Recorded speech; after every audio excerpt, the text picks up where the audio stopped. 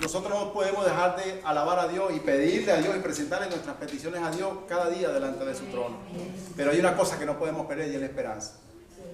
Es en el tiempo de Dios y no en tu tiempo. Es en el tiempo de Dios y no conforme, de acuerdo a las circunstancias. Es en su tiempo y no en el tiempo nuestro. Él es Dios. Él conoce, Él nos conoce desde el principio. Él nos creó en el vientre de nuestra madre. Él sabe por qué hace las cosas. Por eso estaba la oración de él, porque el ángel le dijo: tu oración ha sido oída, no temas. Pero mecánicamente él no creía lo que Dios estaba haciendo. Hay cosas, iglesia, si yo me ministraba ayer, que le hemos pedido a Dios durante muchos años, pero Dios está a punto de responderla, a punto de decirte: tu oración ha sido oída, pero ya no la vas a creer. Y fíjese lo tremendo de eso. Lo tremendo de eso, que es la consecuencia que viene a raíz de eso. Y lo vamos a leer para no distorsionar, para no poner palabras de lo que se dice en la Escritura. ¿Dónde estaba el pueblo mientras él realizaba sacrificio? Afuera. ¿Y qué estaba haciendo el pueblo? Orando. Y el pueblo estaba esperando, según el ritual, una palabra de Dios, porque él tenía que salir y bendecir al pueblo. Amén. ¿Están conmigo? Pero él dice: ¿cómo conoceré que esto va a ser posible? Yo soy viejo y mi mujer es vieja, avanzada de edad. Respondiendo el ángel le dijo: yo soy Gabriel, que estoy delante de Dios y he sido enviado a hablarte y darte esta buena nueva. Y ahora quedarás mudo y no podrás hablar hasta el día en que esto se haga, por cuanto no creíste en mis palabras, las cuales se cumplirán a su tiempo. A su tiempo. Dile que está a tu lado: es a su tiempo. Es a su tiempo. Es a su tiempo. Y el pueblo estaba esperando a Zacarías y se extrañaba de que él se demorase en el santuario. Pero yo Zacarías estaba mudo. Pero cuando salió no les podía hablar y comprendieron que había visto una visión en el santuario. Y les hablaba por señas y permaneció mudo. Hermano, esto es más profundo de lo que nosotros, de lo que yo puedo imaginar en este tiempo. Dios va a responder tu oración en su tiempo. 1. 2. Hay un pueblo esperando que tú le hables allá afuera de Cristo. Y hoy estás mudo por causa de que no has creído en la palabra del Señor. Hay un pueblo allá afuera esperando tu testimonio. Hay un pueblo allá afuera que tú le hables de la palabra del Señor. Pero estamos mudos a causa de nuestra incredulidad. A causa de nuestra falta de fe, permanecemos mudos delante de ese pueblo porque no hemos creído a la visión de Dios. No hemos creído a lo que Dios ha dicho a través de su palabra. Y esto va más allá aún de lo que Dios puede hacer con nosotros. Ese pueblo necesita palabra. Amén. Ese pueblo está esperando una bendición. Amén. Ese pueblo está esperando la confirmación de algo que ellos también han pedido a Dios en su incredulidad, pero que no tienen quien los conduzca al camino verdadero. Amén. Y somos nosotros, cuando el velo se rompió en dos, los que tenemos acceso al trono de Dios a través del nombre de Jesucristo. Somos nosotros los que tenemos acceso al Padre, porque Jesucristo nos reconcilió con el Padre y nosotros estamos callados. Y nos hemos preocupado más por nuestros intereses. Y hemos visto más nuestra figura en el espejo que ante la necesidad de la cual Dios nos mandó a predicar su palabra. Ama a tu prójimo como a ti mismo, dice la Escritura. Y ama a Dios por encima de todas las cosas. Es tremenda la palabra. Es tremenda la palabra. Era un viejo, sacerdote de Dios, ministraba en el templo de Dios, se congregaba, hablaba palabras, pero ese día no tuvo palabra para el pueblo. Y aunque el pueblo cumplió un ritual, quizá me ministra el Señor, ellos esperaban: sí, vio una visión, y con eso se conformaron, porque el pueblo se va a conformar con lo que tú le digas. Hoy venía con José Félix Rivas, y están los testigos de Jehová, parecían hormigas por la principal. Digo: Señor, qué terrible. Esta gente que no predica la verdad, esta gente que está llevando es mentira, ¿cómo salen a las calles a predicar la palabra? A enseñar sus mentiras. ¿Y nosotros qué? Y nosotros Dios nos habla cada día, porque hermano, déjame decirte, Dios no hace falta que Dios te envíe un ángel. No hace falta que Dios te envíe un profeta. Aquí está la palabra de Dios, es la profecía más segura que tenemos, iglesia. Dios nos habla cada vez que abrimos la Biblia. Dios nos está hablando hoy. Amén. No, pero es que ese hermano es muy feo. Los ángeles dicen en la Biblia que son de cabellos de oro. Pero es que está hablando es Dios aquí. Pero yo no le veo la espada por ningún lado. Bueno, yo lo que tengo es un clavo en esta pierna. Pero no me veas a mí. Ve a Dios, ve a su palabra. Vea su verdad. Es muy importante lo que Dios quiere establecer allá, en su reino allá afuera también, aparte de tu corazón. Dios quiere establecer un reino allá afuera. Pero es importante que tú le creas a Dios para que tu boca pueda abrirse y puedas bendecir el nombre de Dios y puedas hablar bien de Dios, como dice el significado de bendecir. Le damos la gloria al Señor. Amén. Seguimos en Lucas. Pero cuando salió, dice el verso 22, no les podía hablar y comprendieron que había visto visión en el santuario. Y les hablaba por señas y permaneció mudo. Y cumplidos los días de su ministerio, se fue a su casa. Después de aquellos días, dice la Biblia, concibió su mujer Isabel y se recluyó en casa por 5 meses diciendo: así ha hecho conmigo el Señor en los días en que se dignó quitar de mí afrenta entre los hombres. Dice la Biblia que eran justos delante de Dios, irreprensibles, pero no tenían hijos. Eran sufridos.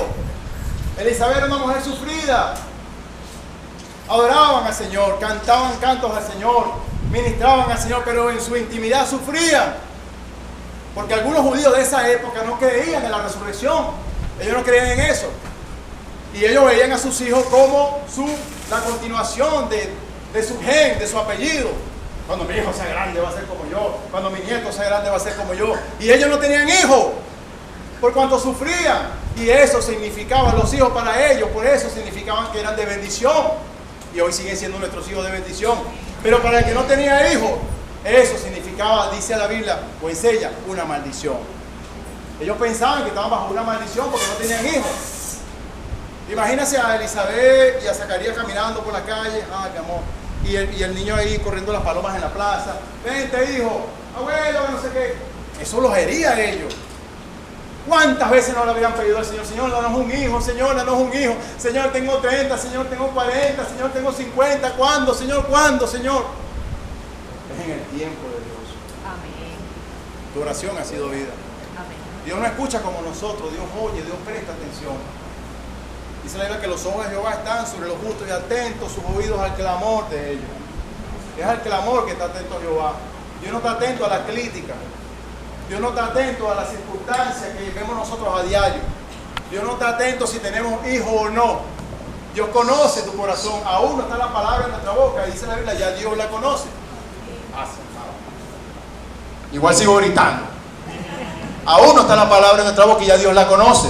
Porque Él es Dios. Porque Él es Rey. Porque Él nos hizo a nosotros y no nosotros a nosotros mismos. Por eso debemos creer en Dios. Por eso debemos confiar en Dios. Esta mujer era sufrida.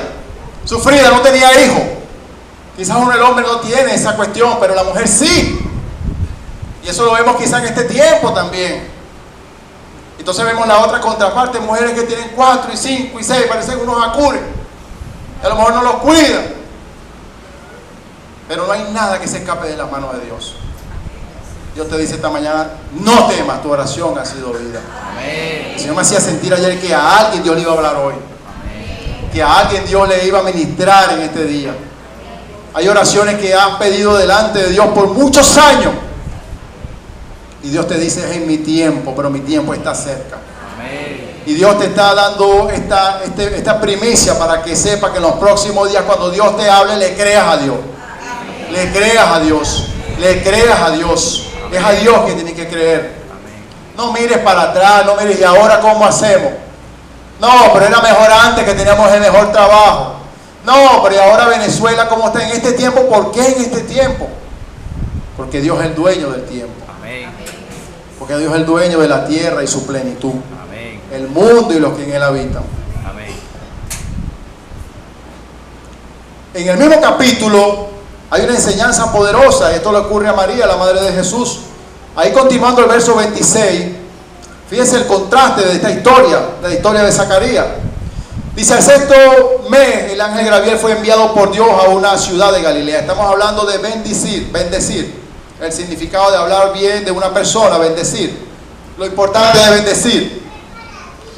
Y al 6º mes, el ángel Gabriel fue enviado por Dios a una ciudad de Galilea llamada Nazaret, a una virgen desposada con un varón que se llamaba José, de la casa de David.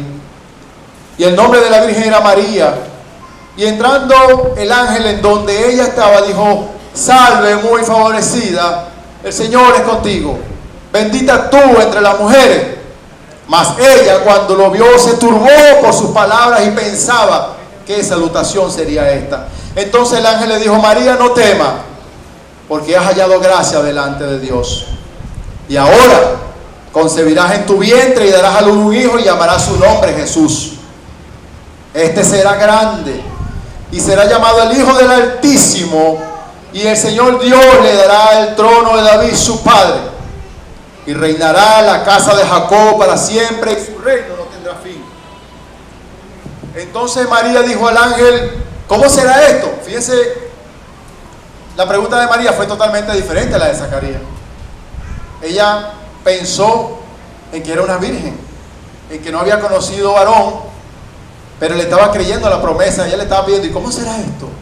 O sea, revélame cómo será este acontecimiento. ¿Cómo será esto?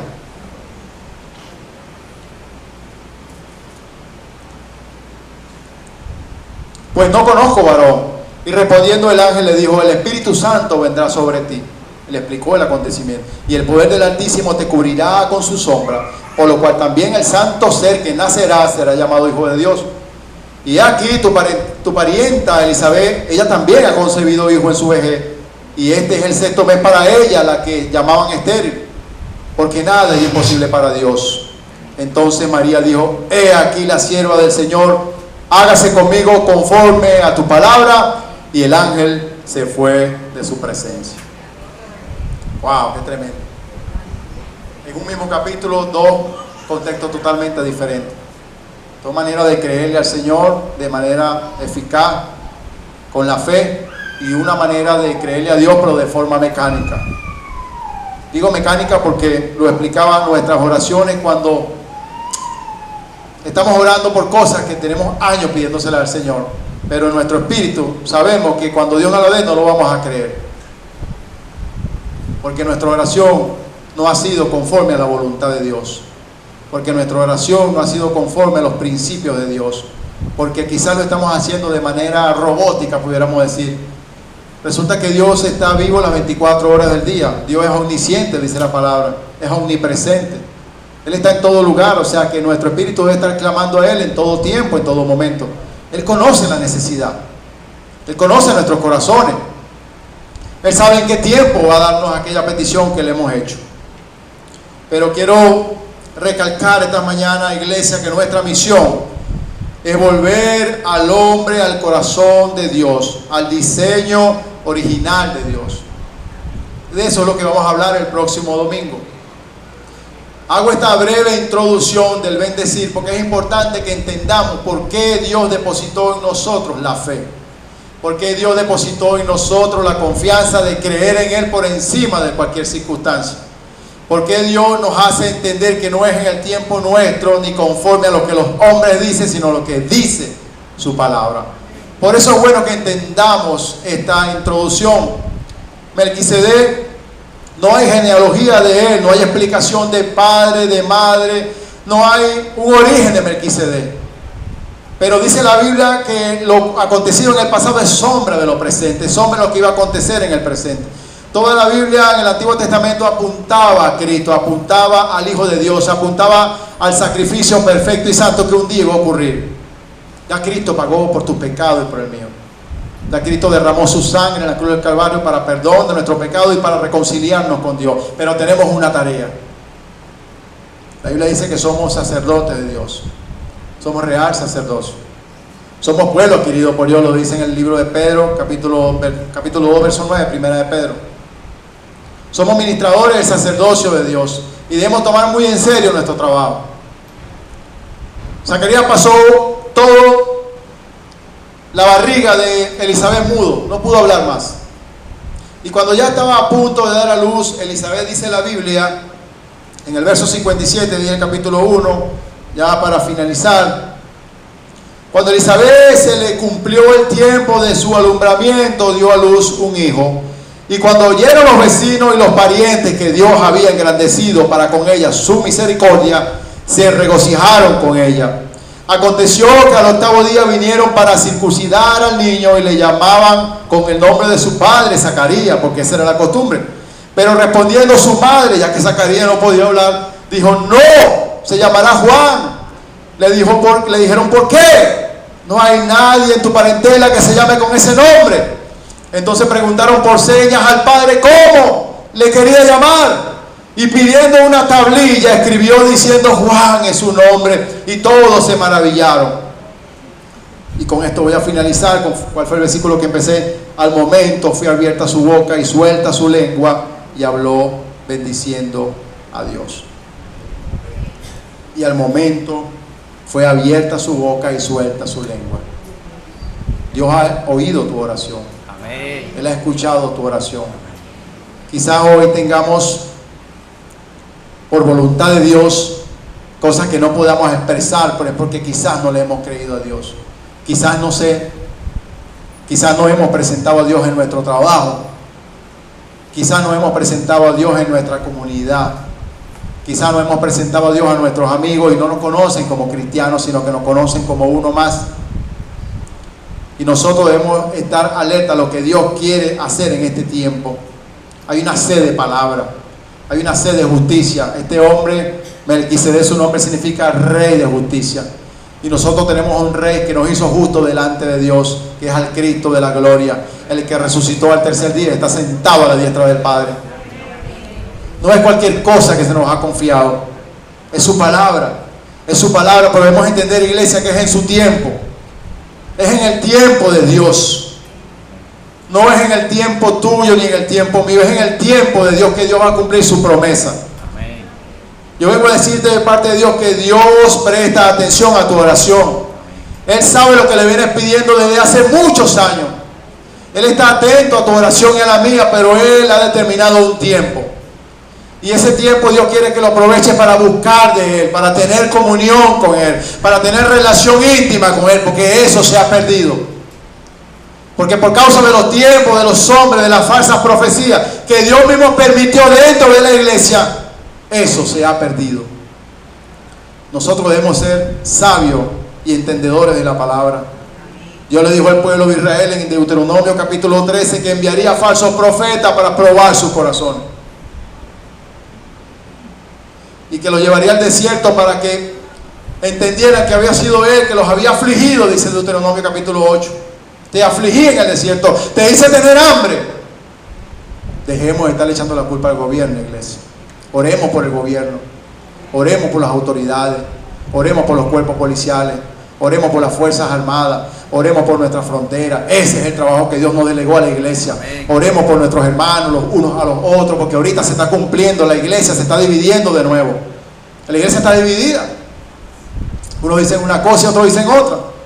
Yo no me identifico con el escrito, y otros dicen: yo sí me identifico. Dios es uno solo. Jesús es uno solo. El Espíritu Santo es uno solo. Son tres en uno. Y la iglesia es una sola. Dice la Biblia que Él es cabeza de la iglesia.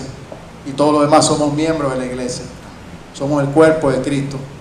Y como cuerpo debemos velar por la felicidad del otro. Debemos velar por la inquietud del otro. Lo decía la semana pasada.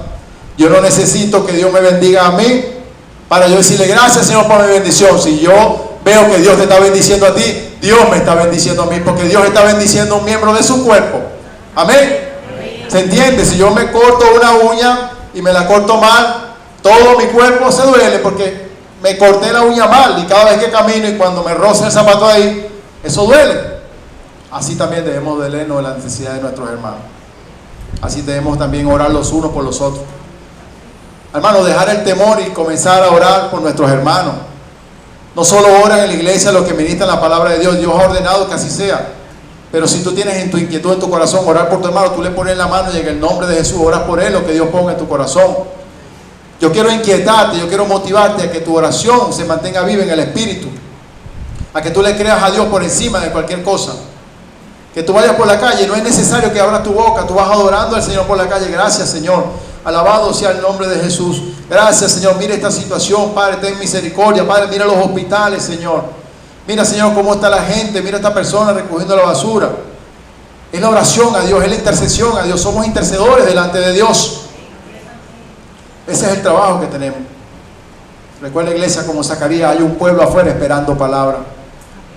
Hay un pueblo afuera deseoso. Hay una pared para ellos. Hay una pared para ellos porque aún ellos no han creído en el nombre de Jesús. Pero en sus corazones hay un anhelo, es la palabra del Señor. Y la palabra ha sido depositada en nosotros. Amén. ¿Qué vamos a hacer? ¿Vamos a salir como Zacarías? ¿No puedo hablar? ¿O vamos a salir gozosos a decirle al pueblo: Cristo te ama, Dios te bendiga y te guarde? ¿Sabías que el Dios que hizo los cielos, la tierra, los mares, les puso límites, los valles, ese Dios te ama?